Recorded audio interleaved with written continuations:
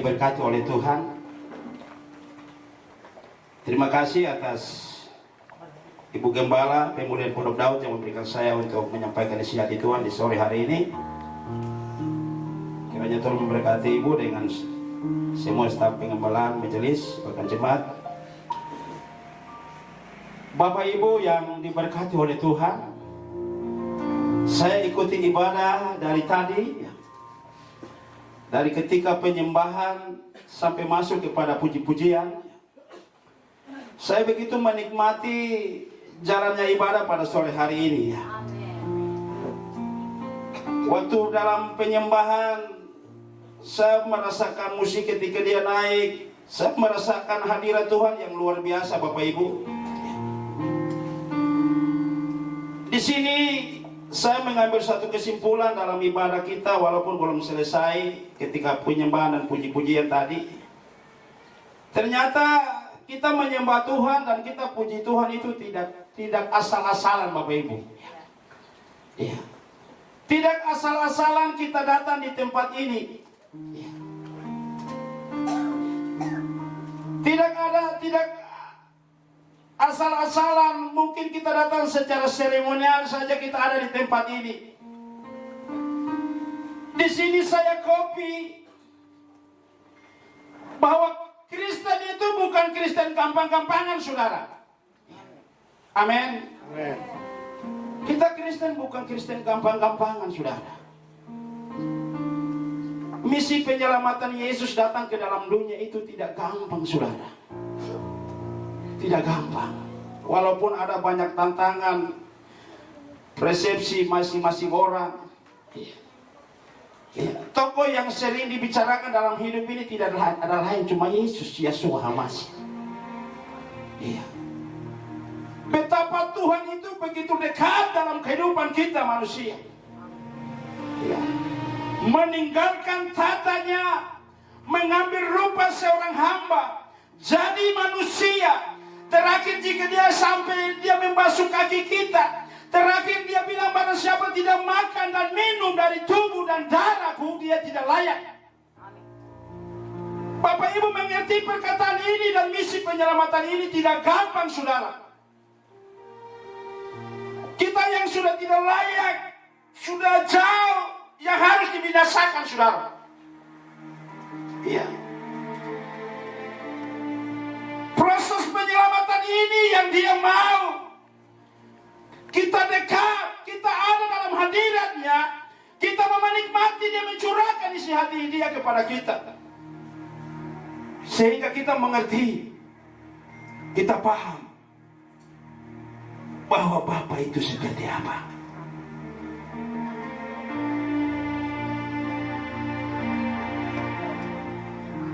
Bapak Ibu yang kekasih yang diberkati oleh Tuhan, hari ini saya akan membawa sedikit dari kebenaran firman Tuhan di dalam Yohanes 4 ayat 23 dan 24. Ya, musik tetap standby, karena musik itu adalah menghadirkan urapan ya, hadirat Tuhan. Hari ini kita berbicara masalah penyembahan, saudara. Ya. Orang Kristen tidak mengerti, orang Kristen tidak paham arti penyembahan. Mari kita buka di dalam Yohanes pasal 4 ayat 23 dan 24. Haleluya. Mari kita baca secara bersama-sama. Haleluya. Dengan perikop percakapan dengan perempuan Samaria ayat 23. Tetapi saatnya akan datang dan sudah tiba sekarang bahwa penyembah-penyembah benar akan menyembah Bapa dalam roh dan kebenaran, sebab Bapa menghendaki penyembah-penyembah demikian. Elohim itu roh, dan barang siapa menyembah dia harus menyembahnya dalam roh dan kebenaran. Bapak Ibu yang kekasih yang diberkati oleh Tuhan, Tadi kita juga sudah dengar khotbah dari Ibu Gembala di tempat ini. Ya. Guna apa kita ada di dunia ini? Ya. Status kita harus jelas. Ya. Kenapa sampai kita harus ada di dunia ini? Ya. Bapak Ibu, ada satu makhluk yang diciptakan berbeda dari semua makhluk yang ada di muka bumi ini. Coba Bapak Ibu pandang ya, lihat di sekitar alam ini. Lihat dari semua makhluk, binatang-binatang, Bapak Ibu periksa. Ada yang pakai baju seperti saya di depan. Ada yang pakai celana, ada yang pakai sepatu. Ada yang bisa pergi di cermin, bisa berkaca. Ya. Sudah lihat bagus atau tidak? Ya. Bisa membedakan mana yang baik dan mana yang jahat. Bisa membedakan mana yang kotor dan mana yang bersih. Ya. Begitu sempurna. Jari-jari yang begitu luar biasa sempurna, kaki yang begitu sempurna. Ketika kena benda tajam, dia akan luka tapi dia kembali tertutup. Halo? Ya. Dia kena parang, kena luka tapi dia kembali tertutup seperti semula. Kita tidak tahu urat-urat ini datang dari mana. Ya. Ya. Kita tidak tahu penglihatan ini datang dari mana. Ya. Bapak Ibu rasakan sendiri. Ya. Dia menciptakan manusia yang tanpa batas, saudara. Manusia yang tanpa batas untuk memilih. Yang sudah memilih yang satu, dia mau memilih yang lain. Tidak pernah puas dalam hidupnya. Dan itu Tuhan taruh dalam diri manusia. Dan Tuhan menghargai itu. Makanya dia katakan bahwa jika aku menyentuh pintu, siapa yang membuka, aku akan masuk. Yesus menghargai. Dia menghargai pilihan itu, saudara. Ya. Dia tidak langsung masuk, saudara, tidak. Dia bilang, saya ketuk dulu. Apakah dia menghargai atau tidak? Ya. Betapa Tuhan menghargai. Ya. Semuanya itu dalam diri kita. Bapak Ibu yang kekasih yang diberkati oleh Tuhan. Ketika Tuhan menciptakan manusia itu, Tuhan memberikan kuasa kepada dia. Ya. Engkau menguasai dunia ini. Urus yang baik. Ya. Tetapi roh memilih itu. Dia memilih yang salah. Akhirnya dia hilang, jatuh ke dalam dosa. Ya. Dia jatuh ke dalam dosa. Sehingga hadirat Tuhan, urapan Tuhan, hilang penyembahan, semuanya hilang. Ya. Hilang. Jadi penyembahan itu hilang di Taman Eden, saudara. Ya. Ya. Akhirnya Yesus datang. Ya. Yesus datang ke dalam dunia. Ya. Dia memberikan yang terbaik. Ya. Dia datang membawa dengan darahnya sendiri, saudara. Dia masuk sampai ke belakang tabir. Dia bawa darah kita sampai ke belakang tabir. Kenapa? Supaya kita menyembah sampai ke belakang tabir, ke masuk ke ruang Maha Kudus. Supaya orang Kristen mengerti. Menyembah Bapa itu sampai masuk ke ruang Maha Kudus. Halo? Ya, jadi tidak gampang-gampang saudara datang beribadah. Kenapa? Ketika saudara masuk ke ruang Maha Kudus, Dia akan mencurahkan isi hatimu kepada saudara. Amin. Beda orang-orang yang menikmati hadirat Tuhan yang orang pergi ke gereja gampang-gampang, biasa-biasa saja. Beda, saudara. Kenapa orang Kristen akhir-akhir ini punya kelakuannya tidak baik? Babrok, perusak, minum mabuk kiri kanan. Karena mereka tidak merasakan hadirat Tuhan. Amin. Mereka tidak merasakan hadirat Tuhan, saudara. Mereka tidak merasakan hadirat Tuhan. Kalau dia merasakan hadirat Tuhan, dia menjadi pribadi yang baik. Amin. Halo? Ya, dia menjadi pribadi yang baik. Ya. Kenapa? Karena ketika kita masuk dalam hadirat Tuhan, Tuhan akan mencurahkan isi hati kepada kita, sehingga kita mengerti bahwa siapa kita sebenarnya. Amin. Bapak Ibu yang kekasih yang diberkati oleh Tuhan, sehingga Yesus harus datang ke dalam dunia untuk mengembalikan semuanya. Ibrani 9 ayat 12 sampai 14, bisa baca? Yesus buat ini yang tadi saya sudah katakan. Yesus harus datang tinggal dalam diri kita, bukan Yesus tinggal di luar kita.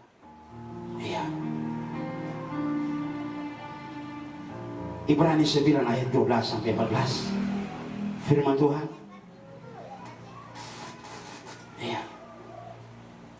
Dan ia telah masuk satu kali untuk selama-lamanya ke dalam tempat yang kudus, bukan dengan membawa darah domba jantan dan darah anak lembu, tetapi dengan membawa darahnya sendiri. Dan dengan itu ia telah mendapat pelepasan yang kekal.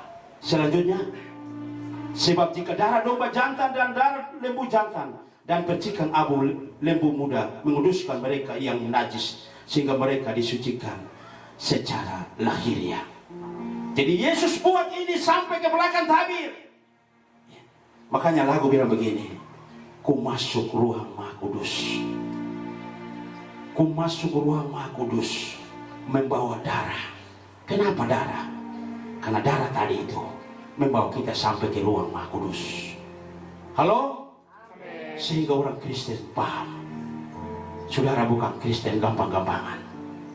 Yesus membuat ini supaya kita mendapatkan pelepasan dalam diri kita. Dia harus tinggal dalam diri kita. 1 Korintus 3 ayat 16. Haleluya. 1 Korintus 3 ayat 16.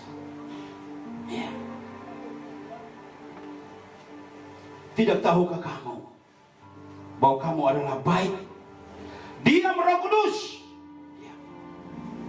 Tidak tahukah kamu bahwa kamu adalah bait Elohim, dan bahwa Roh Elohim diam di dalam kamu? Jadi Yesus datang supaya Roh Kudus itu tinggal dalam diri saudara. Amin. Kalau Roh Kudus tinggal dalam diri saudara, saudara mampu melakukan segala perkara yang luar biasa. Amin. Karena pekerjaan roh itu tidak terbatas. Makanya kita kalau beribadah dalam penyembahan itu tidak terbatas, saudara. Tidak ada orang yang membatasi kita. Tidak ada orang yang membatasi kita. Akhir-akhir ini gereja kehilangan pengurapan. Mau berdoa orang saja tidak bisa sembuh. Kenapa? Gereja kehilangan, saudara. Gereja tidak punya urapan. Karena gereja kurang ada dikasih yang mula-mula. Amin. Gereja kurang ada dikasih yang mula-mula, sehingga gereja hilang. Hilang kuasanya. Jemaat bingung. Umat sakit, pendeta berdoa tidak bisa pergi ke pendeta yang lain. Halo, terjadi banyak. Padahal setiap penjaga kebun anggur itu dilengkapi dengan kuasa, saudara. Amin. Penjaga kebun anggur diperlengkapi dengan kuasa. Kita ini bukan orang upahan, saudara, yang digaji tiap bulan. Tidak. Seorang gembala itu tidak digaji tiap bulan. Kami bukan orang upahan. Tidak. Sehingga ini saudara membedakan. Kita adalah anak-anak yang menjaga kebun anggur. Sehingga Bapak Ibu harus menyembah Bapa dalam roh dan kebenaran. Bapa mencari penyembah-penyembah yang demikian. Yesus harus tinggal dalam diri kita. Gereja harus menyembuhkan hadirat Tuhan. Sebab di dalam hadirat Tuhan ada kuasa.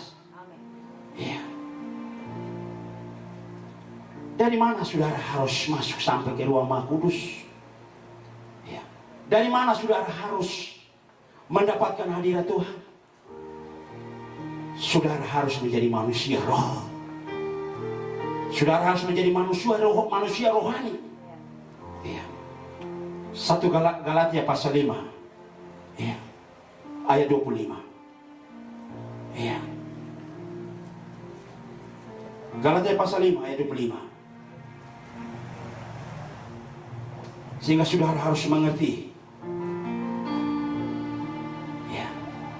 Jika kita hidup oleh roh, baiklah hidup kita juga dipimpin oleh roh. Ya. Kita mau hidup bagian dalam hidup ini menjadi anak-anak Tuhan, kita harus dipimpin oleh Roh Kudus. Ya. Kita tidak bisa dipimpin oleh orang lain. Ya. Kita harus dipimpin oleh yang pengurapan itu. 1 Yohanes 2 ayat 27. Dia yang memberikan pengurapan itu dalam diri kita. 1 Yohanes 2 ayat 27. Ya. Ya.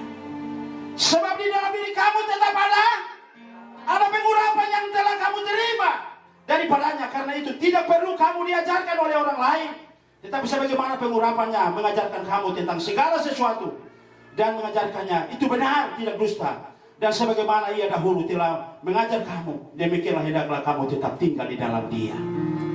Orang yang mau menikmati hadirat Tuhan, mau tahu isi hati Tuhan, harus tinggal di dalam hadirat Tuhan. Hidup di dalam penyembahan, doa dan penyembahan.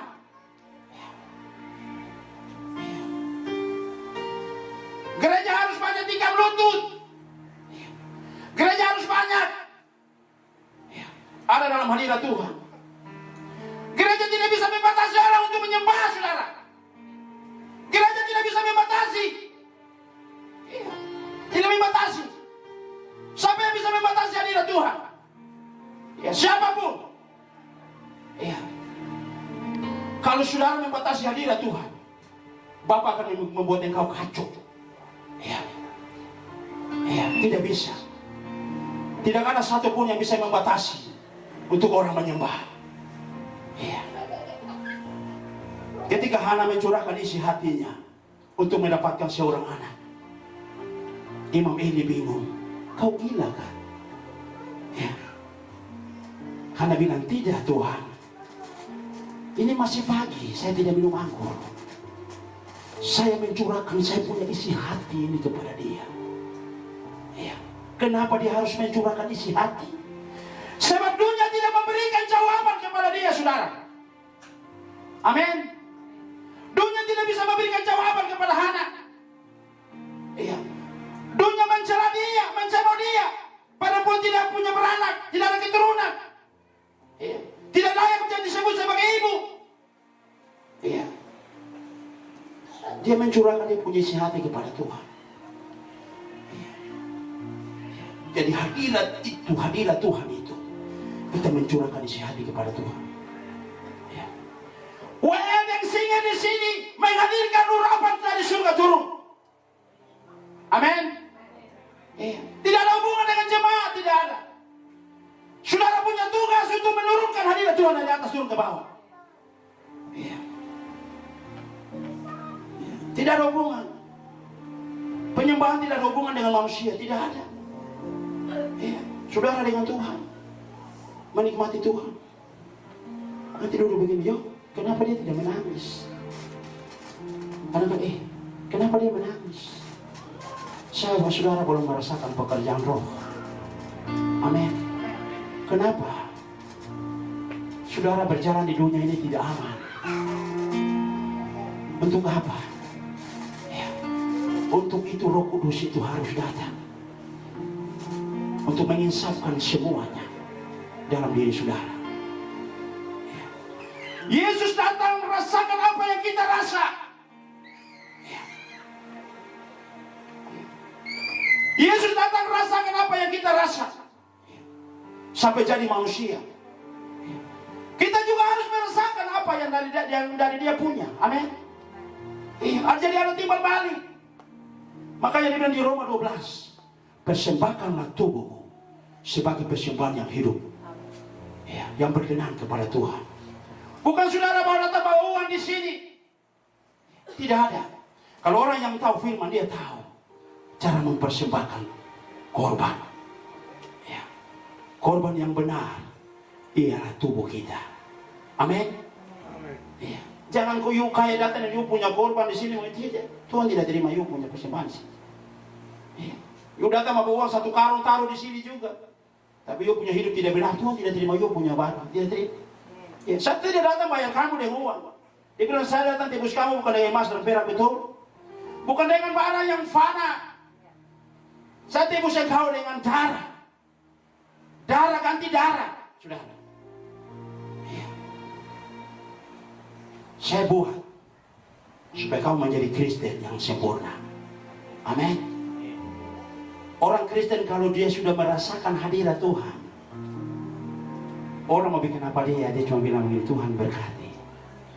Itu aja. Ya. Orang Kristen yang dia merasakan hadirat Tuhan, Bapa ampunilah mereka, sebab mereka tidak tahu apa yang mereka perbuat. Itulah orang Kristen yang sejati, saudara. Amin. Itulah orang-orang yang lebih dari pemenang. Ya. Orang Kristen yang tidak merasakan hadirat Tuhan, sedikit meledak, meledak. Meledak, sedikit meledak. Bakar menyala, bakar menyala. Itu orang Kristen tidak merasakan hadirat Tuhan.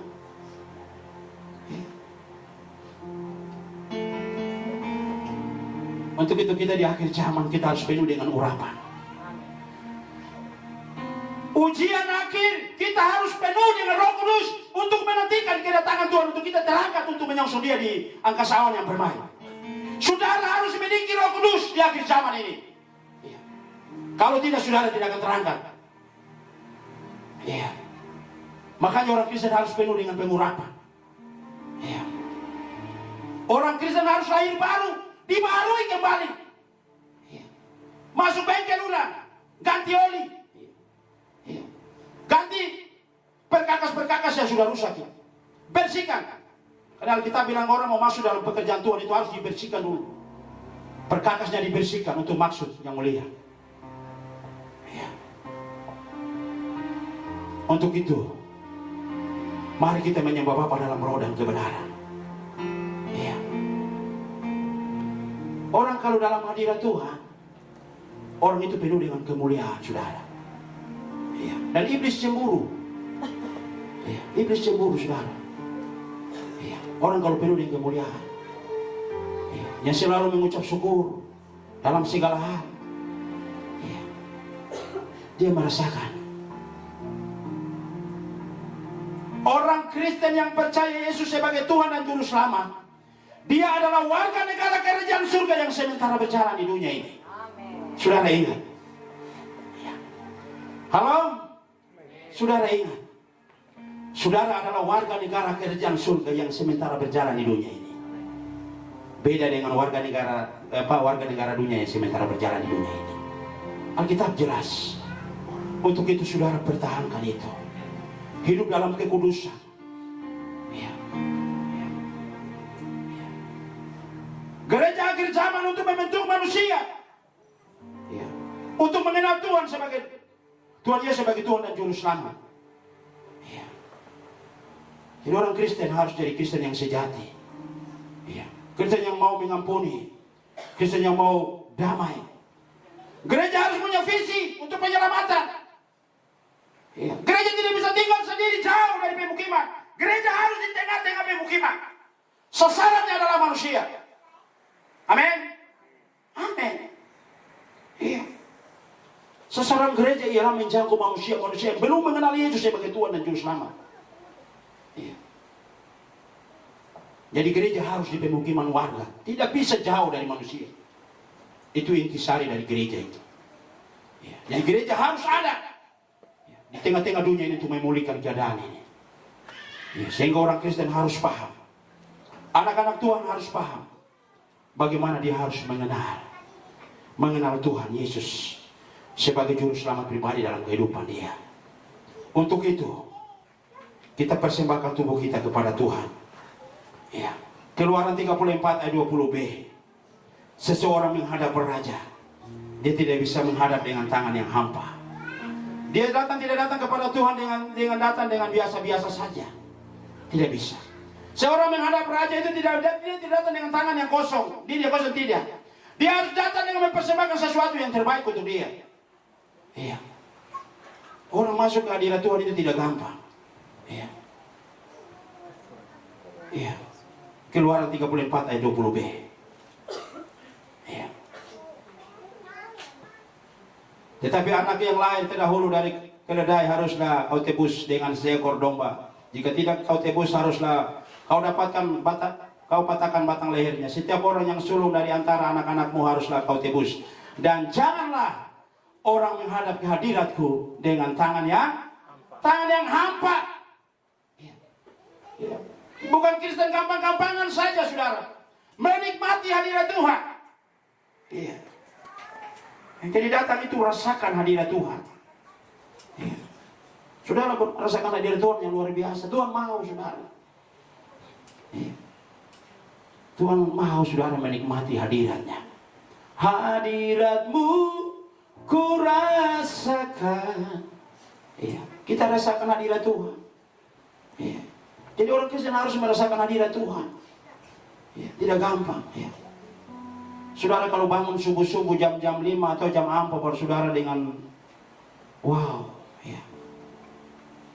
Saudara merasakan hadirat Tuhan yang luar biasa. Iya. Makanya dia bilang begini, kamu masih lihat dia ini samar-samar saja, belum ada waktu. Kita akan ketemu muka dengan muka. Kerinduan kepada Tuhan itu luar biasa, Bapak Ibu. Ya. Daud merindukan kepada Tuhan. Ya. Dia selalu merindukan Tuhan. Jadi kita harus rindukan Tuhan terus. Ya. Orang Kristen harus rindukan Tuhan.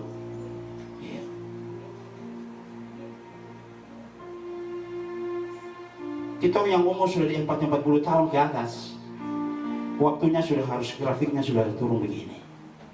Kita sudah akan melayang lalu, sudah akan ke sana, saudara. Iya. Kita akan sudah harus melangkah ke sana, harus mengerti. Iya. Jadi orang harus mengerti. Iya. Hidup di dunia ini kita cuma menumpang. Makanya Tuhan bilang menikmati hadirat Tuhan itu supaya saudara mengerti ketika kamu berjalan di dunia ini. Iya. Makanya dia bilang kata jangan kecut, ya. Jangan kecut, jangan gelisah hatimu. Ya. Percayalah, di satu kali akan membawa engkau. Untuk itu saudara tetap setia. Saudara tetap dalam hadirat Tuhan, menyembah Bapa dalam roh dan kebenaran. Tidak ada urusan saudara datang ke gereja. Gereja harus bertumbuh dalam roh dan kebenaran. Ini yang sesungguhnya dalam hidup kita, sehingga kita terus percaya kepada Tuhan. Begitu Bapak Ibu yang kekasih yang diberkati oleh Tuhan.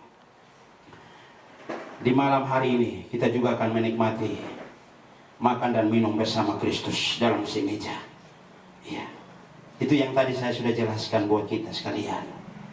Yesus bilang barang siapa tidak makan dan minum dari tubuh dan darah, dia tidak layak. Kenapa? Karena dia datang memberikan semuanya pokoknya dari hati, jantung, semua dia kasih untuk kita. Ya. Sehingga kita mengerti rasa berterima kasih kepada dia. Amin. Ya. Itu yang orang Kristen harus paham. Kenapa sampai kita harus makan tubuh dan darah Kristus? Supaya kita menyatu dengan dia dalam dunia ini, dalam tubuh kita, tubuh, jiwa, dan roh. Kita harus menyatu dalam kehidupan dia bersama-sama dengan kita. DNA kita adalah DNA Kristus. Yesus sudah tahu bahwa akan terjadi masalah yang ke depan lebih bahaya. Yesus tahu. Makanya dia bilang harus darah itu tinggal dalam diri kamu. Tinggal dalam diri kamu supaya kamu kuat. Kamu bisa bertahan. Pencobaan yang akan datang. Sehingga bukan kita datang makan dan minum ini saja. Kadang-kadang orang bilang ini adalah tubuh lambang. Kalau saudara bilang lambang, dia tidak akan menyatu dengan saudara. Halo? Iya. Kalau berbicara lambang, dia tidak akan menyatu dengan saudara. Ini adalah tubuh dan darah Kristus. Iman masuk ke dalam saudara, dia menjadi satu dengan saudara. Ini yang keliru. Yang orang-orang hamba Tuhan salah persepsi. Kalau saudara bilang lambang, saudara berbicara bukan dengan iman. Ya, saudara berbicara pakai pikiran saudara. Ya. Karena kita bilang imanmu yang telah menyelamatkan engkau. Saudara percaya bahwa ini adalah darah, bukan engkau. Kalau saudara bilang seremonial saja, biasa-biasa saja, undangan saja, tapi saudara yakin dengan iman ini adalah tubuh dan darah Yesus. Ya. Yesus bilang sama murid-murid, dia pecahkan roti, bilang begini, ini adalah tubuhku. Dia bilang bukan ini adalah lambang tubuhku, bukan. Baca di Alkitab. Sehingga hamba Tuhan harus mengerti, ini adalah tubuh dan darah. Berbuatlah, makan dan minumlah, supaya saudara mengerti bahwa aku di dalam kamu dan kamu di dalam aku. Ini yang orang Kristen harus mengerti. Betapa kasih yang sempurna yang datang dari atas. Kita memikirkan perkara-perkara yang dari atas, saudara. Amin. Sekarang kita coba rubah mindset kita. Jangan kita bermain sandiwara dengan dunia ini. Ya, dunia ini akan lenyap pergi. Kita harus berpikir yang datang dari atas. Kolose 1 Kolose pasal 3 ya 1 sampai 4 terakhir ya. Ya. Sehingga kita memikirkan perkara-perkara yang di atas. Kolose pasal 3 ayat 1 sampai 4. Ya. Karena itu kalau kamu dibangkitkan bersama-sama dengan Kristus, carilah perkara yang di atas, di mana Kristus ada duduk di sebelah kanan. Ini yang paling mulia. Selanjutnya, pikirkanlah perkara-perkara yang di atas, bukan yang di bumi.